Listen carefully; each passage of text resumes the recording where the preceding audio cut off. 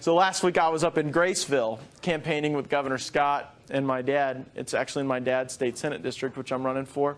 And we were up in Graceville, and someone asked a question about what it was like when we had to be opposite the folks in South Florida on an issue. And isn't that tough? And I said, it's not tough at all. We've got all the guns, and we're better shots than they are.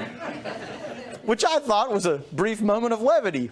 And then I got to read in the St. Pete Times the next day that this goofy guy from the Panhandle is wanting to take up arms against South Florida. So I wanted to hear your version of open carry. If you could have your way, wave a magic wand, how open carry would work for you in Florida? I think that there should be no distinction between someone's right to carry a concealed weapon and for someone to carry openly.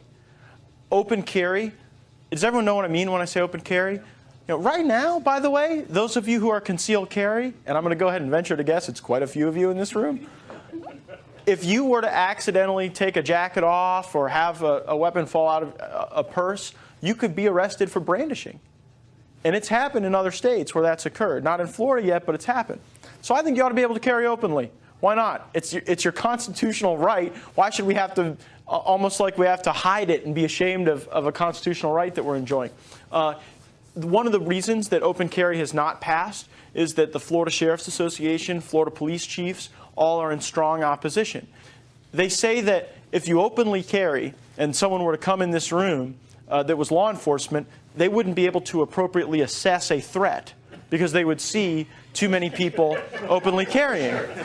Now, to which I respond, if you got a lot of people open carrying, you're going to have fewer threats to assess in the first place. So Jamie, I don't intend to have a 40-page bill on the issue. I just want to say if you can get a concealed carry permit, you ought to be able to carry openly. We shouldn't distinguish between the two. Why not make that your choice, not the government's? So just to clarify, though, you would support the requirement to have a license to open carry? Yes, and the reason is otherwise I couldn't pass the bill. I mean, look, I'm with you emotionally on constitutional carry, but we would have like no chance. And I tell you that as your representative. I hope with this group I have a reputation of being pretty candid about where we got a shot and where we don't, and we could not do that.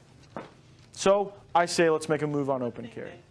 And I don't want you for a moment to think that I'm more focused on a job down the road than this job I have now. It's just politics generates these strange circumstances.